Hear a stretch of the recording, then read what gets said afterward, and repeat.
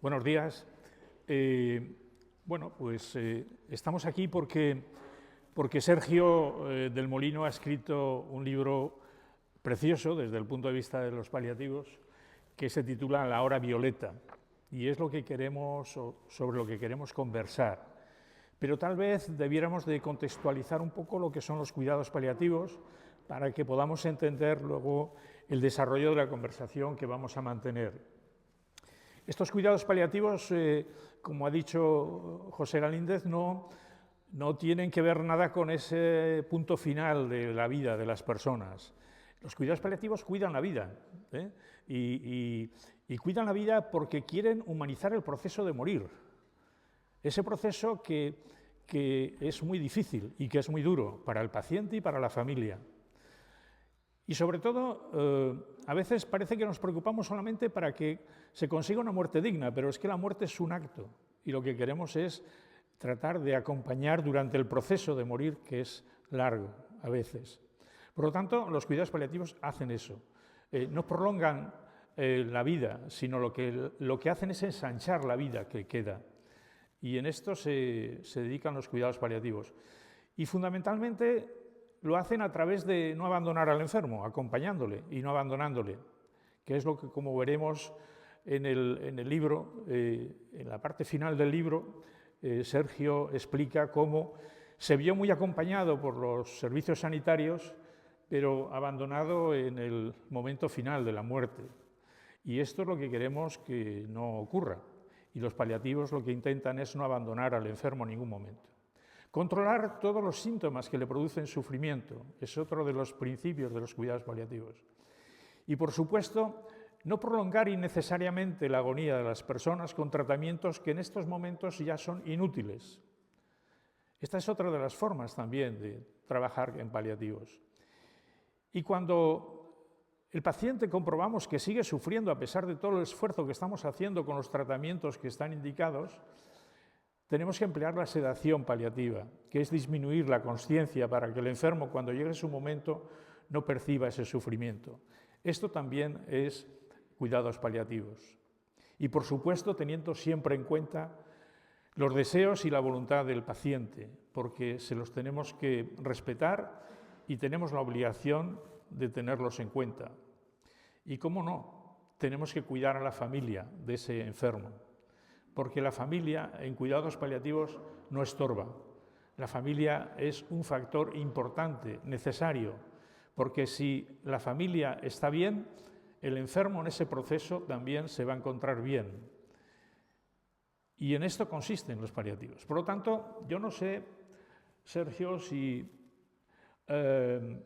has sido consciente cuando has escrito este libro desde la cruda realidad del sufrimiento, del dolor que vivisteis Cris y tú ante la muerte de Pablo, que esto iba a tener repercusión. Yo, cuando he leído el libro y me lo he tenido que estudiar para poder hablar contigo, he aprendido tanto que no lo puedo encontrar en ningún libro de medicina. Lo he encontrado en este libro, porque es lo que la familia siente y explica que necesita.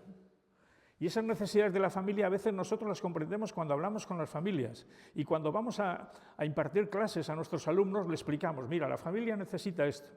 Pero es que, Sergio, has plasmado lo que la familia necesita en este libro, que yo desde luego lo voy a recomendar a todos mis colegas y a todos mis alumnos, porque esto, como digo, no se puede leer en libros de medicina. ¿Has sido consciente de esta repercusión, como hemos visto en la reunión de ayer con todos los que hemos estado participando y dialogando contigo? Bueno, muchas gracias, Jacinto. Bueno, y gracias a todos por organizar este coloquio. He ido siendo consciente con el tiempo, ¿no? Me ha costado verlo, pero sí a fuerza de conversar con sanitarios, de estar en muchos foros y a varios niveles también a algún nivel político, pues he ido siendo consciente de cómo ha podido influir la hora violeta a la hora de ampliar la conciencia acerca de un aspecto que yo creo que en buena medida en la sociedad sigue siendo invisible, ¿no? Sigue estando oculto, porque la hora violeta va de un territorio oculto, va de intentar contar una realidad que tenemos escondida, la de la enfermedad y la de la muerte, las dos, las tenemos escondidas en dos armarios cerrados con muchas llaves al que curiosamente accedemos todos, pasamos todos, pero parece que el que pasa por ahí guarda el secreto y no termina de divulgar lo que ocurre ahí. Es como si nos diera vergüenza decir que hemos visto ciertas cosas, que hemos estado en ciertos territorios y no lo contamos y los mantenemos todavía en la sombra y los mantenemos alejados de la luz pública, ¿no? Y bueno, si eso ha sido un efecto colateral de un libro que no fue escrito para eso, la verdad que es de lo más bonito que me ha podido pasar nunca como escritor y como consecuencia de un libro maldito que no habría querido escribir, evidentemente, y que escribí pues, para intentar bregar con lo más terrible, lo más doloroso, lo más infernal que he vivido nunca. Hay cosas, de todas formas, muy importantes para los cuidados paliativos que no están en el libro, que están omitidas, que están en elipsis, como hay cosas de la enfermedad que también están en elipsis, porque es un libro que esto creo que no ha salido en las conversaciones que hemos tenido en el remanso en la quinta, pero es un libro muy elusivo. Es un libro que hay mucha gente que tiene miedo a acercarse a él, pero en realidad es un libro lleno de ilusiones y donde hay muchas más sugerencias que momentos explícitos, y creo que no solo cualquier sanitario, cualquier familiar, cualquier enfermo que haya estado en esos lugares lo sabe todo lo que está sugerido y lo que simplemente está contado de forma mucho más oblicua. No solo la muerte de Pablo, que está en elipsis en el libro, sino lo que sucede inmediatamente después, que tiene mucho que ver con el debate de esta mesa de los cuidados paliativos, y que he contado alguna vez y he escrito algún artículo al respecto porque me parecía muy relevante. Es un pequeño dato, es una anécdota que a lo mejor a otros le podrían haber pasado inadvertidas, pero a mí me pareció tremendamente significativa del estado de la cuestión en la sociedad. Estamos hablando y hemos hablado ayer en la cena y demás, del desconocimiento de la profesión sanitaria también, de la falta de formación, incluso del no querer ver, de no querer asumir que existe esa realidad y que, en fin, y que es una parte de la medicina y que hay que formarse y que hay que tenerla en cuenta. Pero aquí hay un agravante en la hora violeta, y el agravante es que estamos hablando de un niño. Estamos hablando de un niño en una sociedad desarrollada donde los niños no se mueren.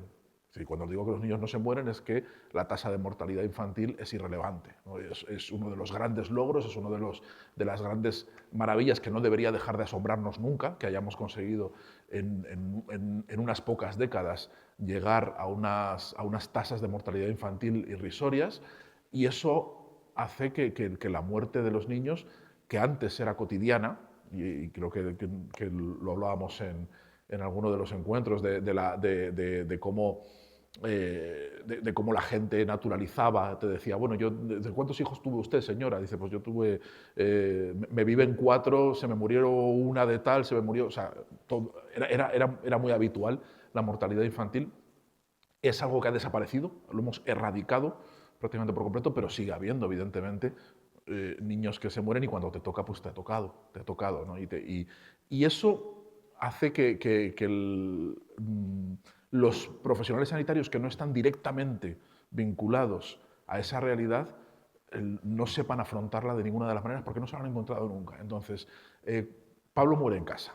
Pablo muere en casa porque lo decidimos nosotros, porque nos ofrecen en el hospital unos cuidados paliativos que hoy sé que eran muy provisionales, muy amateurs, ofrecidos por el propio servicio oncológico, en fin, yo creo que muy improvisados y basados en la propia experiencia clínica del servicio, pero nos lo ofrecen solo en el hospital. Y nosotros no estábamos dispuestos a que Pablo muriera en el hospital. Ha pasado hospitalizado un montón de tiempo, tiene terror al hospital, es un ambiente terriblemente hostil para él, y no nos da la gana de que Pablo muera ahí. Y entonces manifestamos nuestro deseo de que Pablo va a morir en casa. ¿Y qué podemos hacer? ¿Qué podemos hacer para ayudarle y para que, en fin, para aliviar todo el dolor y demás? Entonces ahí es cuando nos abandonan, porque ahí no saben, el sistema no sabe qué hacer con nosotros. De repente es como si pidiéramos ser alta voluntaria bajo nuestra responsabilidad y nos vamos a la intemperie y nos quedamos solos, ¿no?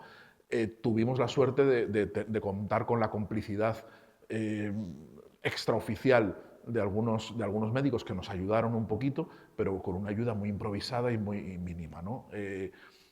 Cuando Pablo muere en casa y tenemos avisado y en alerta a todos los pediatras y a todos los médicos de la zona, sabiendo que se va a producir, está todo, en fin, solo tenemos el teléfono para llamar para que vengan a encargarse.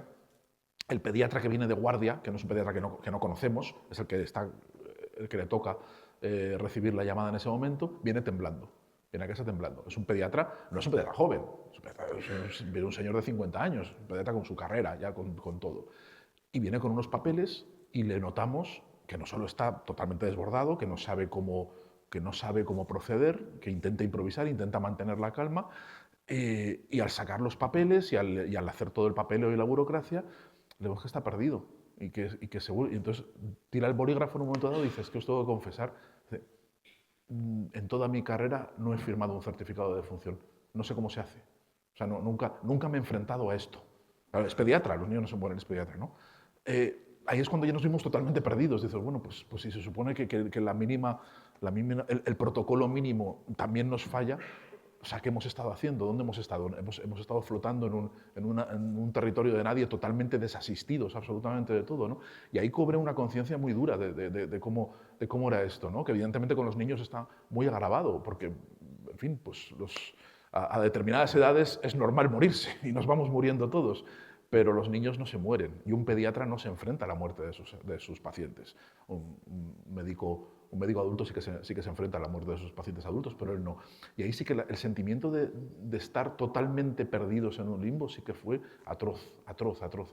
Y me parece que no es que con muy poquito podríamos solucionar esto y podríamos evitar ese maltrato a mucha gente, porque no, en fin, hemos alcanzado unas cotas de desarrollo y de compasión y de humanismo enormes, y no entiendo que no hayamos prestado atención a ese aspecto, ¿no? Que es muy importante. Por eso me hace especial ilusión charlar contigo y poder estar aquí, poder contar estas cosas, porque creo que son muy importantes, ¿no? Creo que han ido cambiando las cosas en los últimos... Estamos hablando de algo que ocurrió hace más de una década, y en esa década yo he tenido muchos encuentros, he visto cómo ha habido cambios de sensibilidad, he visto cómo ha habido incluso cambios de actitud política e iniciativas, pero es verdad que muy desiguales y muy dependientes casi de la compasión de quien controla el dinero, del político que tiene la capacidad para implementar cosas. Y claro, algo tan importante no puede depender de la amabilidad de los desconocidos como en un tranvía llamado deseo. Tiene que ser una política nacional, tiene que ser algo que nos implique a todos como sociedad. Y por eso me parece muy importante participar en estos proyectos, y me parece muy importante la labor de esta fundación y de la divulgación. Sí, tienes razón que efectivamente se visualiza muy bien la atención a los niños en las enfermedades raras, en grandes intervenciones quirúrgicas, incluso ante la mujer embarazada y cuando el feto todavía está en el vientre de la madre, y se hacen intervenciones espectaculares, y eso sí se visualiza muy bien. Pero efectivamente no se visualizan la atención en cuidados paliativos. Aunque ya la primera unidad de cuidados paliativos que hubo en España fue la de Sant Jaume de Déu en Barcelona, ya por los años 90, y se dedicaban a atender a los niños en domicilio fundamentalmente, porque entendía que el niño era el mejor sitio donde podría estar con su familia. Porque el hospital, como tú explicas en el libro, el hospital es un hogar, pero un hogar que está deshumanizado. Hay que adaptarse a lo que ordenan allí, y lo importante es que el paciente y la familia pueda administrar sus tiempos y su organización y su escaleta, ¿no? Eso por un lado. Segundo, tienes razón en que la sociedad se tiene que responsabilizar también para poder desarrollar más los cuidados paliativos pediátricos.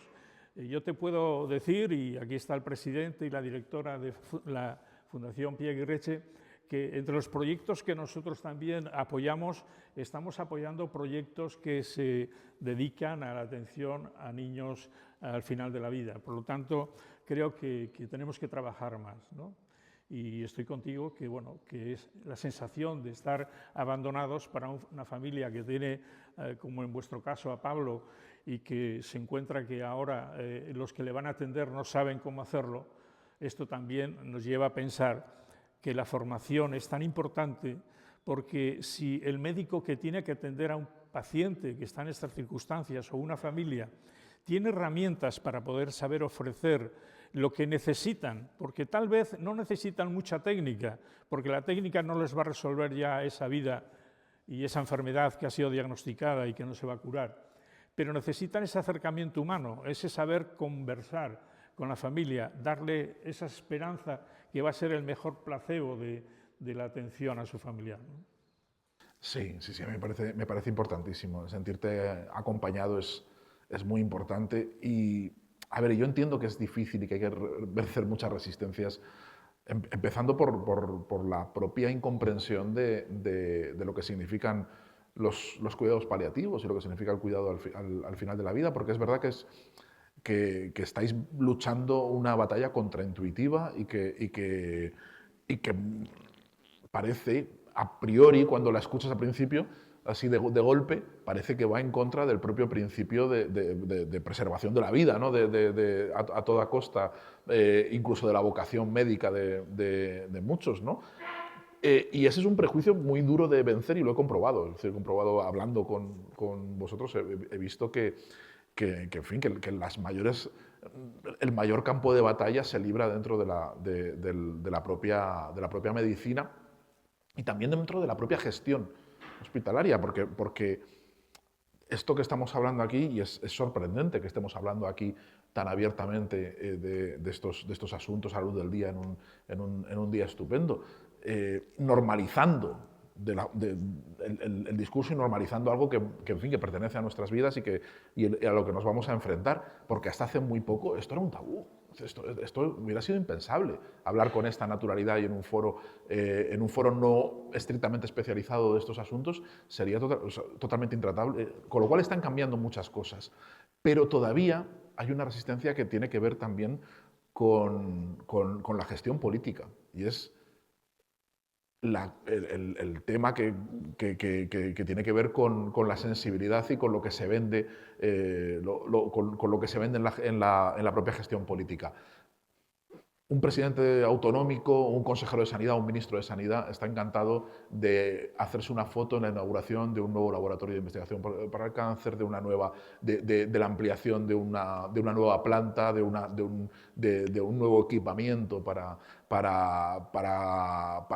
cualquier enfermedad crónica, para cualquier cosa. Está encantado, va y se hace y lo promueve y estupendamente.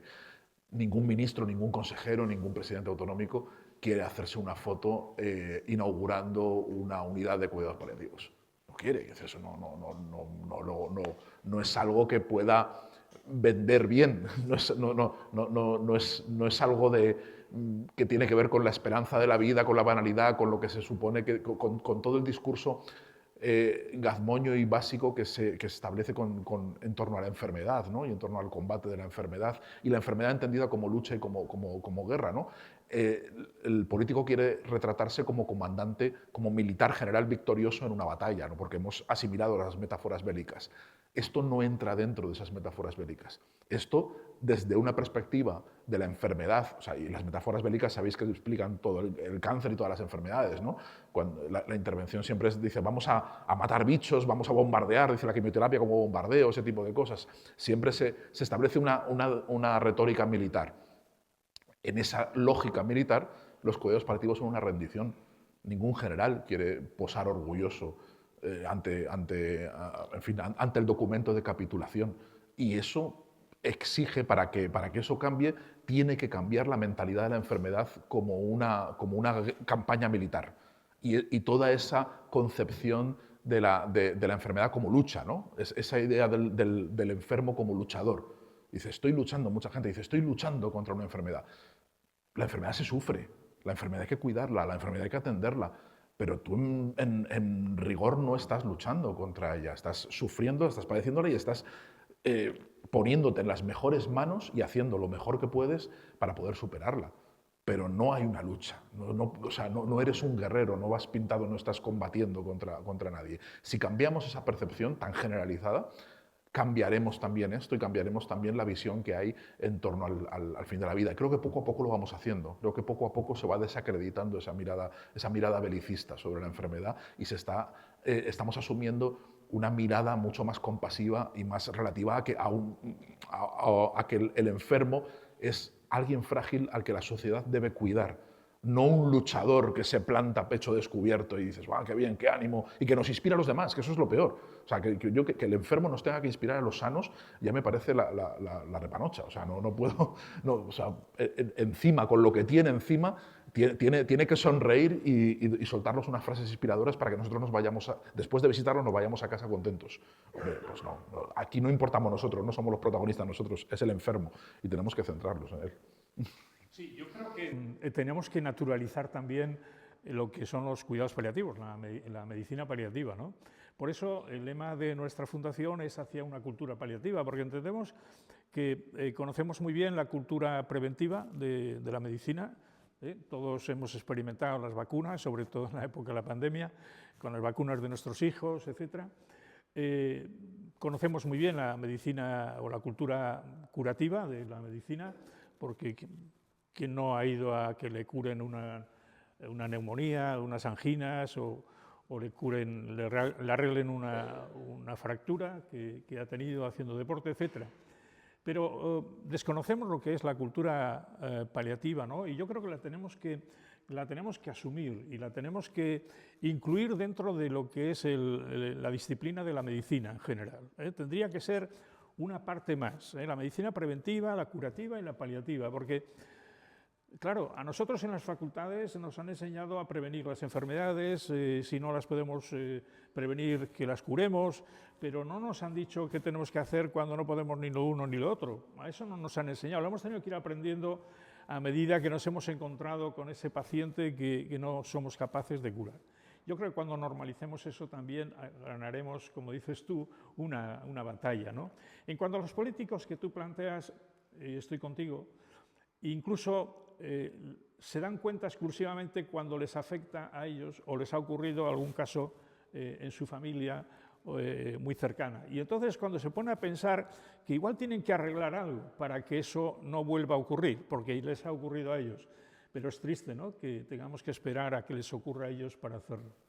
Sí, sí, claro, por eso es importante ampliar los foros y hablar para que se normalice, se generalice. Todavía vivimos en el rescoldo, o sea, es que luchamos contra algo muy potente, porque ten en cuenta que todo esto viene, la metáfora bélica viene de mucho antes, pero viene muy reforzada por la guerra al cáncer que le declara Richard Nixon en los años 70. O sea, Richard Nixon declaró varias guerras. Él dice que dice que después de la llegada a la Luna, la sociedad norteamericana necesita un nuevo reto, necesita un reto. Entonces lanza dos guerras, lanza la guerra a las drogas y la guerra al cáncer, ¿no? Y se convence con el programa War on Cancer, se convence de que si dotamos de recursos, y Estados Unidos tiene recursos a mansalva, dice, si todos los recursos de la sociedad, de la economía estadounidense se ponen al servicio de la investigación y de la lucha contra el cáncer, lo derrotaremos porque a los Estados Unidos no se nos pone nada por delante. Hemos llegado a la Luna,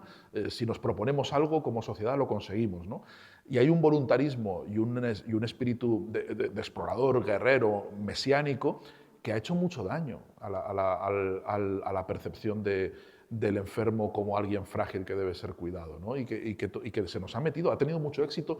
Lo único que ha tenido éxito de esa guerra contra el cáncer es la propaganda. Es decir, porque evidentemente no se ha ganado esa guerra contra el cáncer, evidentemente no se han cumplido los objetivos que se había planteado Richard Nixon, pero la guerra propagandística sí que se ganó, sí que se ha inoculado esa idea, sí que está muy arraigada dentro de todos y es muy difícil extirparla, ¿no? Y hace falta mucha predicación, mucha convención, mucha conversación y mucho ejemplo. Y entonces es necesario contar lo que ocurre en esos lugares. Es necesario que la sociedad vea qué ocurre al otro lado de los muros de los hospitales donde solo entra, donde solo aparece, entra cuando le toca entrar, cuando es diagnosticado de algo, ¿no? Es necesario que veamos eso porque vamos a pasar por ahí todos. Es decir, porque realmente es un territorio que no nos puede pillar desprevenido. Y además, no solo vamos a pasar por ahí todos, sino que como sociedad tenemos una responsabilidad. Es decir, hay una responsabilidad de saber qué hacemos con todo eso. Si seguimos empeñados en ocultar, en poner una cesura enorme entre el mundo de los sanos y de los enfermos, como decía Susan Sontag, que eran dos reinos divididos que no se tocan casi nunca, aunque el mundo de los enfermos se está contemplando todo el rato desde los ventanales, el mundo de los sanos, si mantenemos esa invisibilidad, no vamos a avanzar nunca. No vamos a avanzar nunca. Por eso es importante que la literatura tiene un papel ahí. La literatura tiene la capacidad mágica y casi superpoderosa que probablemente no tenga ningún otro arte, que es el de poner al lector en el lugar del otro, el de hacer comprender experiencias ajenas muy complejas en las que si no las vives eres incapaz de ponerte en la piel del otro. A través de la literatura podemos hacerlo. Y eso es la razón de ser y el éxito de la literatura de siempre, la capacidad de comprensión del otro. Necesitamos esas historias, necesitamos que existan ahí para que dejen de ser, los avances dejen de ser algo arbitrario y desigual, para que no tenga que ver con la conmoción o la experiencia personal de alguien con poder que tiene capacidad de cambiar las cosas, sino que haya una convicción generalizada en la sociedad de que es necesario. Y en el momento en el que lo hay, pues para eso está el Congreso de los Diputados, aunque parezca que no, aunque parezca que está para otras cosas, pero se supone que el Congreso de los Diputados está para estas cosas, y entonces se legisla y se transforma y se lleva. Y eso es lo que necesitamos, esa labor de Zapa, ¿no? Yo creo, Sergio, que con el libro La hora violeta, lo vimos ayer en la reunión que tuvimos, en la reunión del retiro, tú has conseguido que los que lo hemos leído nos pongamos en ese lugar que tú has expresado, ¿no? También, ¿no? Yo quería, siguiendo el tema del libro, yo quería destacar algo que nos pareció muy importante y que ayer lo pusimos en evidencia en la reunión, ¿no? Que tú querías que a tu hijo le trataran como Pablo, como persona, ¿no? Que no le despersonalizaran. Porque yo estoy de acuerdo, y estábamos de acuerdo todos, porque el enfermo es una persona que tiene muchas dimensiones, la biológica, la emocional, la social y la espiritual, ¿no? Pero esa identidad que tú quieres que en el libro lo expresas continuamente, cuéntanos algo de eso, ¿no? Bueno, viene de una manía personal que luego racionalizo, ¿no? Es una manía, a mí me molesta mucho que a la gente no le llamen por su nombre y le pongan motes y le llamen otras cosas, o que le traten con desprecio o le modifiquen el nombre, o se lo nieguen, o hablen del niño en general. Con los niños pasa mucho, los niños enseguida se les cosifica en una masa, son niños y ya está, cosas de niños, y a los niños son una masa indiferenciada y son proclives a esta forma de negación de la individualidad, ¿no? de los niños. Y a mí me molesta mucho, pero creo que en este contexto en el que estamos hablando es probablemente más importante, ¿no? Fíjate, has citado antes a los paliativistas pediátricos de Sant Joan de Déu en Barcelona, que yo les conocí hace unos años también, y me parecieron una gente fuera de serie, ¿no? Y me contaron cómo trabajaban, los programas que llevaban a cabo y demás. Y una cosa que me sorprendió hablando de estos temas es que ellos también, como son pioneros en ser contraintuitivos en la medicina, se rebelaron contra la idea de la distancia terapéutica, ¿no? Decían, cuando empecé en esto, a trabajar con niños, nos enseñaban y nos instaban mucho a tomar distancia. A decir, bueno, esto es un trabajo, tú de aquí terminas tu turno y cuando terminas tu turno tú te vas a tu casa y estos niños no te los llevas. Tú tienes que tomar, porque si no, no aguantas. Es decir, no vas a aguantar una semana, estás derrumbado, ¿no? Totalmente, no puedes cargar con todo esto. No son tus hijos, son pacientes. Ten en cuenta que su número de historial, sus patologías, lo que necesitan y demás, y intenta mantener la mayor distancia posible sobre el caso, porque si no, no te va a freír el cerebro, no vas a poder con ellos. Bueno, pues ellos adoptaron la postura absolutamente contraria, de una implicación enorme, de una implicación, de una individualización, de intentar conocer a cada paciente, de intentar conocer a cada niño, de implicarse con la relación con ellos, y eso les suponía un desgaste emocional atroz, hasta el punto de que decidieron que tenían que hacer terapia obligatoria todo el rato, y estaban siempre conversando y haciendo terapia y tal, intentando, pero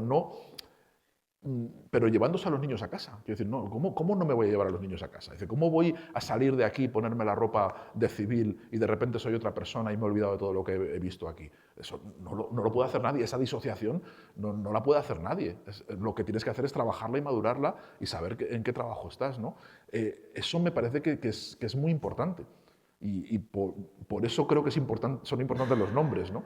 Y si ves en muchas plantas de hospitales infantiles, lo normal es que los nombres de los pacientes estén en la puerta, que lo dibuja el propio niño, escribe el propio niño su nombre, y no es la habitación 403, es la habitación de Pablo, es la habitación de Noemí, es la habitación, y está ahí.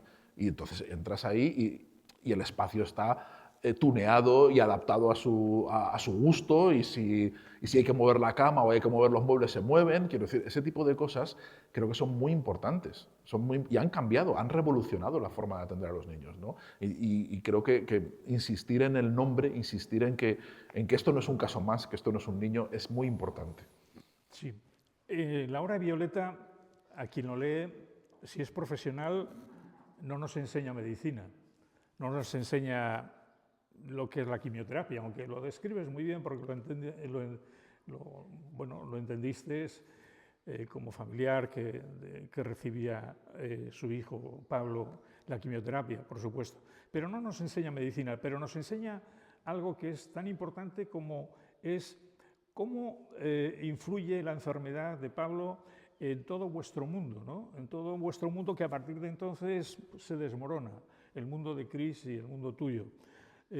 Nos enseña cuáles son los valores vuestros, de Pablo, cuáles son las relaciones con vuestra familia, con vuestros amigos, con vuestros médicos, con los auxiliares, etc.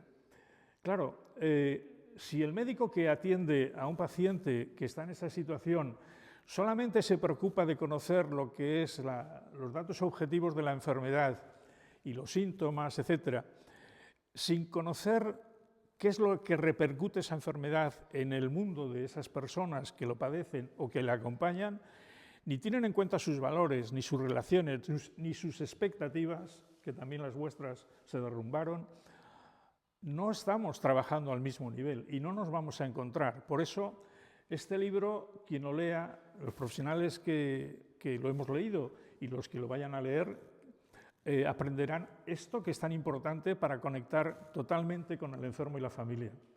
Así que, una vez más, gracias porque este es un tema muy importante, como tú has escrito. Pues muchas gracias, Jacinto, muchas gracias, de verdad. No puedo decir otra cosa más que agradecer, porque de verdad para mí ha sido muy importante y no ha sido premeditado, no ha sido buscado, pero ha sido muy importante que el libro encontrara buenos lectores en la profesión sanitaria, ¿no? y que provocara cosas y llevara a remover. Creo que te lo conté ayer, me escribió un pediatra diciendo que había incluido la hora violeta como lectura obligatoria en sus clases, ¿no? para sus alumnos. Y ese tipo además, en un mundo tan hiperespecializado donde es tan difícil que las letras y las ciencias de vez en cuando se crucen y encuentren foros y lugares de encuentro, para mí es muy satisfactorio, es muy bonito, y en fin, hace que haya merecido mucho la pena escribir el libro y acompañarlo y todos estos años, de verdad. Así que muchísimas gracias, Jacinto. Sí, tal vez los profesionales sanitarios estamos muy acostumbrados a leer artículos científicos, libros científicos, para tener más conocimientos, pero nos tenemos que acostumbrar a leer libros como este para poder aprender cosas que no las vamos a poder aprender de otra manera, ¿no? Quisiera también destacar la culpabilidad que expresas en el libro, de que te sientes culpable, lo dices en varias ocasiones, te sientes culpable porque no has podido salvar a Pablo, Te sientes culpable porque ni siquiera puedes salvar a otros niños con tu médula. Y esto pues a mí me ha impresionado, ¿no? Que yo creo que esa culpabilidad pues seguramente te esté dando malos pesares, ¿no? Bueno, es una culpabilidad casi de biológica. Tiene que ver con cómo has traicionado o has fracasado en lo más elemental e instintivo que tiene un mamífero, que es proteger a sus crías. O sea, el instinto elemental de un mamífero es proteger a sus crías y saber que tener la conciencia absoluta. O sea, yo creo que estamos preparados por si viene el coco, si viene un depredador, si viene alguien, cualquier mamífero, en fin, si todos hemos tratado con animales y, en fin, procurad no acercaros demasiado a la camada de una perra porque os va a pegar un bocado. Quiero decir, o sea, ese instinto de protección lo tenemos muy afinado. Y aquí fracasa de una forma porque sabes que hay una amenaza terrible contra la que no puedes hacer nada, contra la que eres completamente inútil, no tienes ningún tipo de arma para proteger a tu cría de lo que viene, cuando te han enseñado que tu misión fundamental es protegerla de cualquier amenaza que venga y que estás preparado además para ello, es decir, que la biología te ha preparado para ello. Pues no, hay fracasas y el sentimiento de fracaso es tan rotundo, tan demoledor, que no sé, no puedes con nada. Y bueno, lo que hablabas de la médula, pues es la rematadera de eso, ¿no? Es decir, yo soy una persona chuchurría de salud, no soy el ser más vigoroso del mundo, ni vengo de una familia con unas expectativas de longevidad muy altas. Y la enfermedad crónica que padezco hace que mi médula sea inservible. Yo cuando fui a donar médula me dijeron que me la guardara para mí, que no servía para nada. Que me la guardara para mí, que justo me iba, me dijeron. Anda, guárdatela y tampoco la uses demasiado, que tampoco me dijeron. Y fue frustrante porque sé lo importante que es tener un banco de donantes de médula muy grande, ¿no? Y lo bien que funciona la solidaridad interestatal y bien organizada, lo importante que es para esas cosas. Entonces, verme excluido también incluso de algo tan fácil y tan elemental y tan al acceso de todo el mundo, también me dio una rabia enorme, me invadió un sentimiento de inutilidad rotundo que no me ha abandonado desde entonces, ¿no? Siempre yo cuando digo que me siento muy inútil es que lo soy, quiero decir, es que yo tengo una rotunda sensación de inutilidad y de fracaso que no me voy a quitar nunca, pero porque he fracasado en tanto que mamífero, en tanto que ser existente, ¿no? Entonces creo que no hay una inutilidad mayor que la mía, eso es así, no es coquetería ni es exageración, es una constatación real. Valoras mucho la comunicación con los profesionales, ¿no? Esto que siempre hemos pensado que es fundamental en estos momentos de enfermedad y final de vida, ¿cómo lo habéis vivido vosotros? Afortunadamente bien, porque creo que tuvimos suerte de caer en muy buenas manos en general. Siempre ha habido malinterpretaciones, siempre ha habido barreras, pero creo que fuimos capaces de romperlas en muchos aspectos porque la relación era muy estrecha y muy prolongada. Entonces creo que era fácil que al final se impusiera el sentido común sobre cualquier elemento de prevención y de distancia, más de los médicos que de las enfermeras, que también, pero se creó una comunidad que yo creo que fue muy positiva. Creo que al principio fue muy duro, era muy duro, la comunicación era muy difícil, muy áspera, y poco a poco se fue suavizando y se fue creando una corriente que era muy importante para nosotros, porque aprendes muchas cosas. Bueno, aprendes muchas cosas, y yo soy, pese a mi miopía y a mis maneras torpes, soy muy observador y bastante, o sea, de hecho, mi literatura va de observaciones, muchas veces de cosas que observo. Entonces, por cómo entra alguien en una habitación, por la sola forma que tiene de cómo abre la puerta, yo ya sé si vienen mal dadas o vienen buenas. Yo ya sé, o sea, había veces que oyendo ya los pasos por el pasillo de las doctoras, ya sabías por la cadencia de los pasos ya sabías cómo había sido el recuento de leucocitos. Ya lo sabías perfectamente, antes de que te lo dijeran. Sabías si iban a darte una buena noticia o una mala noticia, sabías perfectamente. Entonces, esas sutilezas eran muy importantes. Y me da la sensación de que no todos los profesionales sanitarios son conscientes de ello. Y es verdad que a lo mejor es agotador ser consciente de ello y probablemente sea extenuante saber que estás siendo observado de una forma tan meticulosa y que cada gesto tuyo es susceptible de interpretación, pero creo que es importante saberlo, creo que es importante cuidar ese aspecto de la puesta en escena es muy importante para todos, ¿no? y facilitar esa comunicación. Se requieren unas dotes que no todo el mundo tiene, yo lo entiendo también, ¿eh? Yo entiendo que no todo el mundo sabe comunicar, sabe expresarse, hay gente más torpe, hay gente más locuaz, hay gente más cariñosa, hay gente más áspera, eso lo entiendes perfectamente.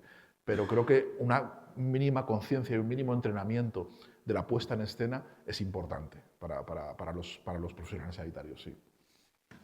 Los que hacemos cuidados paliativos, la verdad es que hemos comprobado que para cuidar a alguien que se encuentra en situación complicada al final de la vida, no solamente es necesario conocer bien y tener una competencia clínica perfecta, ¿no? Y saber mucha clínica para controlar los síntomas, diagnosticar la enfermedad, poner el tratamiento adecuado, etcétera, sino que debemos de tener habilidades en comunicación, ¿no? Para comunicarnos e informar bien al paciente, a la familia, y tenemos también además que tener habilidades en la toma de decisiones, porque hay que tomar decisiones complicadas en estas situaciones.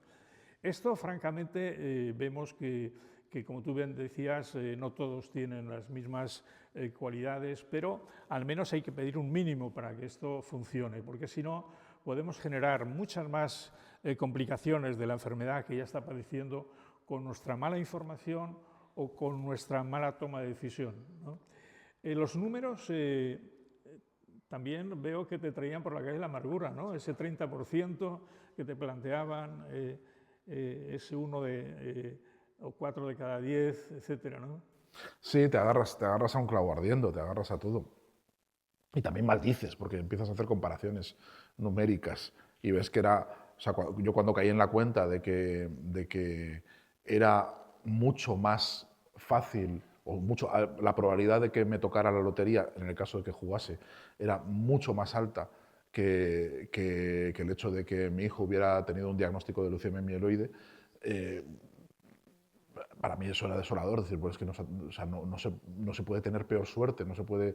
Y entonces, a partir de ahí, los números es verdad que funcionan como clavos ardiendo constantemente, y a veces es verdad que yo creo que se suelta muy a la ligera y que hay que contextualizar bien y que hay que... Porque en el fondo también importan poco, o sea, importan, pero importan relativamente, porque dices, bueno, esto tiene un buen pronóstico, el 80% se curan, que no era el caso de Pablo, esas son las otras leucemias, ¿no? Y dices, bueno, y veías a muchos padres que iban muy tranquilos. Dicen, no, que me han dicho el 80%, voy sobrado. Dicen, pero como te toque el 20%, o sea, no hay consuelo, es decir, no hay consuelo absoluto, ¿no?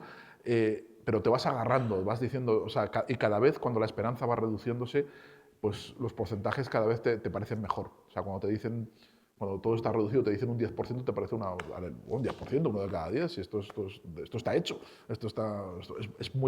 es mucho más improbable todo lo que me ha pasado antes, ¿no? Pues mantienes viva la esperanza con eso.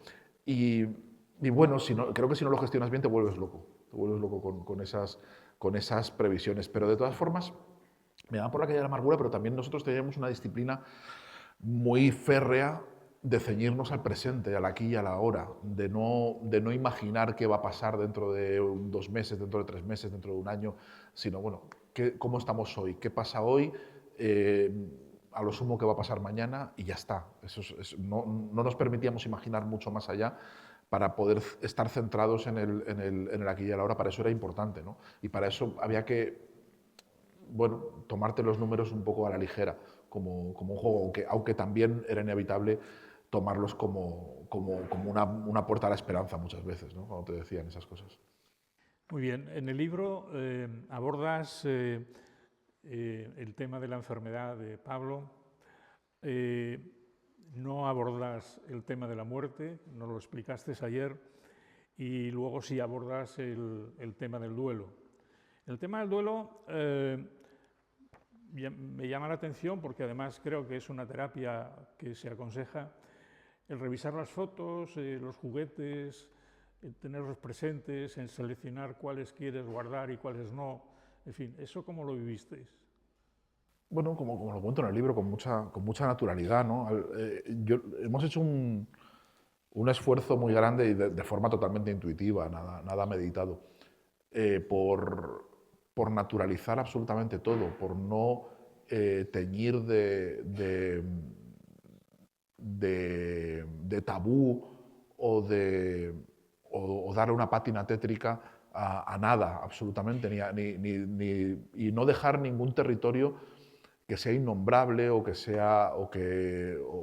no se pueda, del que no se pueda hablar o que no pueda estar expuesto en la casa o en fin, que no haya lugares, espacios ni objetos malditos, ¿no? Eso era muy importante y es una cosa en la que estuvimos siempre de acuerdo de una forma intuitiva y a la que nos hemos aferrado. Y era muy importante hablar de todas estas cosas con naturalidad, llevarlas, incorporarlas a lo que nos ha pasado, y eso en la relación con los demás ha sido definitorio. Es decir, eso también ha supuesto un cambio enorme en la forma de relacionarnos con el mundo, porque al principio había mucha gente que le daba mucho miedo.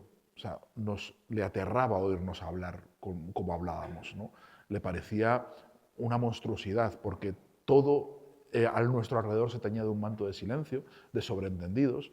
Yo detesto el eufemismo, yo detesto el eufemismo hasta el punto de que nunca uso el verbo fallecer. El verbo fallecer me parece feísimo, me parece que no tiene ningún... O sea, yo solo uso el verbo morir, siempre voy directo. Siempre detesto cualquier forma cursi de decir nos ha dejado, se ha ido. Ese tipo de formulaciones me parecen muy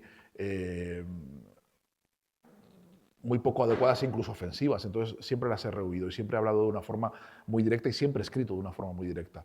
Y yo notaba que al principio del duelo, esa forma de referirnos cuando hablábamos con algunos amigos, que fueron poco a poco dejando de serlo, les violentaba mucho. Y dábamos miedo. Yo sé que dábamos miedo, pero persistimos en ello. Y eso ha sido un parteaguas en nuestra vida, porque ha alejado a la gente que no soportaba esa forma de enfrentarnos a la muerte tan directa y nos ha acercado a mucha gente muy afín a nosotros, ¿no? Ha permitido que podamos vivir rodeados de gente que nos entiende muy bien, ¿no? y que la gente para la cual no, le hemos parecido casi monstruos, pues se ha ido alejando. Y eso ha sido sanador, en el mejor sentido, ha sido consolador al final que las afinidades selectivas funcionaran y podamos hablar todos en el mismo idioma, en el mismo tono y podamos expresarnos en libertad. Para mí eso es muy importante, ¿no? En las relaciones. Y bueno, eso ha sido también una forma de seleccionar y de pasar mejor el duelo. El duelo tienes que pasarlo con gente que te entienda. Si no, o sea, no puedes, el duelo es intolerable con alguien que juzga lo que dices, que cree que lo haces mal, que intenta corregirte, que intenta llevarte por otro sitio. A esa gente hay que apartarla. Esa gente no puede estar contigo. Solo puede estar gente que esté en tu misma frecuencia y en fin, y que te acepte y sepa acompañarte. Y lo conseguimos así, lo conseguimos siendo brutos. Lo conseguimos siendo brutos. Yo creo, Sergio, que ya hemos dado motivos suficientes para que quienes no hayan leído La Hora Violeta lo lean. Pero a mí me gustaría, antes de ir acabando, citar algo que también lo leerán en el libro, pero es algunas palabras que escribió Cris, tu mujer, en la tribuna que escribió, ¿no? Dijo, Pablo trajo de la luz y la alegría. Nos enseñó que se puede sonreír siempre, aunque las cosas estén muy feas, y que a veces un abrazo es más poderoso que el más fuerte de los calmantes. Esto es algo que a mí me ha impactado, ¿no? Y me ha emocionado, ¿no?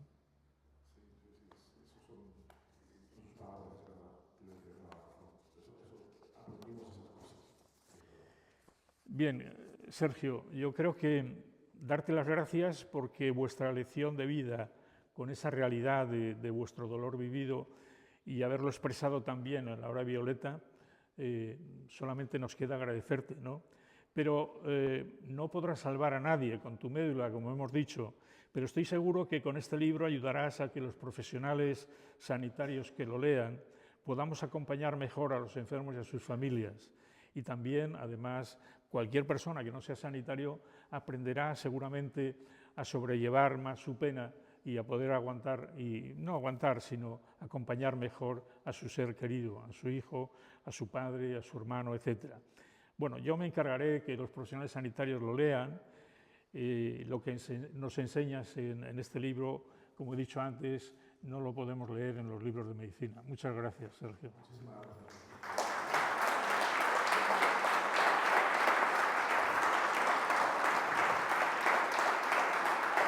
Bueno. De verdad, muchísimas gracias. Muchas gracias.